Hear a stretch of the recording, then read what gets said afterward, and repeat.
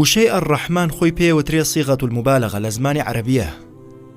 ئەمەش مانای ئەوەیە کە شتێک زیادە ڕۆی تیا بێت و ئاسایی نەبێت.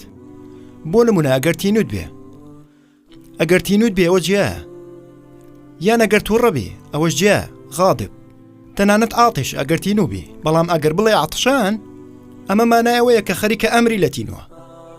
مانای ئەوەیە ئەگەر ئاو نەخۆیەوە ئەمرێ، ناتوانین ئەمە زیاتر تینوتر بێ، یەک تۆز لەمە زیاتر تینوتر بێ ئەوەی ترەمرێ. غاضب تووڕەیە لە عەرەبیە کە ئەڵێ غەضبان، مانای ئەوەیە ئەگەری تر یەک تۆزیتر لەمە تووڕەتر بێت تەقیتەوە قوربان، سەرە بەلەشتەوە نامێنێ.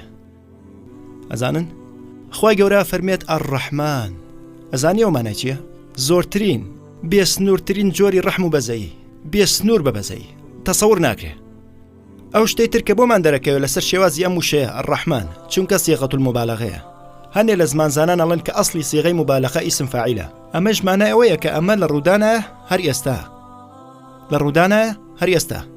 ئەوە جیایە بڵێ ئەڵڵا تەعالا بایەغەیەت، ئەوە جیایە بڵێ ئەڵڵا تەعالا خۆشیەوێت، ئەوە جیایە بڵێ ئەڵڵا تەعالا ئەپارێزێت.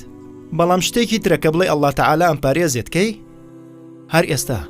ئەو بایەغ بە منایەت هەر ئێستا، ئەو دڵسۆزی منە هەر ئێستا، ئەو ئاگای لە بارودۆخی منە هەر ئێستا. ئەو ڕاستیەیە کە درکی پێکرێت لە ناو ئەڕەحمان.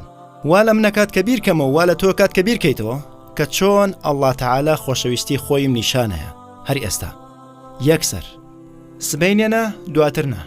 هەر هەمومان کێشەمان هەیە، هەر هەمومان، و بە درێژایی کات بیر لە کێشەکانمانەکەینەوە، کەچی بە درێژایی کات بیر لە ئەڕەحمان ناکەینەوە.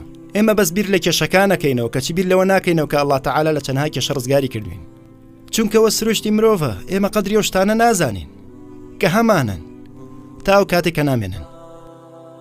ئەمە شتێکە کە بێ هەموو ڕۆژێک کەسێک بیری لێ بکاتەوە، بەس لە ئەڕەحمانە بۆسە، بەس بۆسە و بەس بیرکەرەوە. ئەو مانای چییە؟ ئەڵڵا تەعالا چیم بۆ کات؟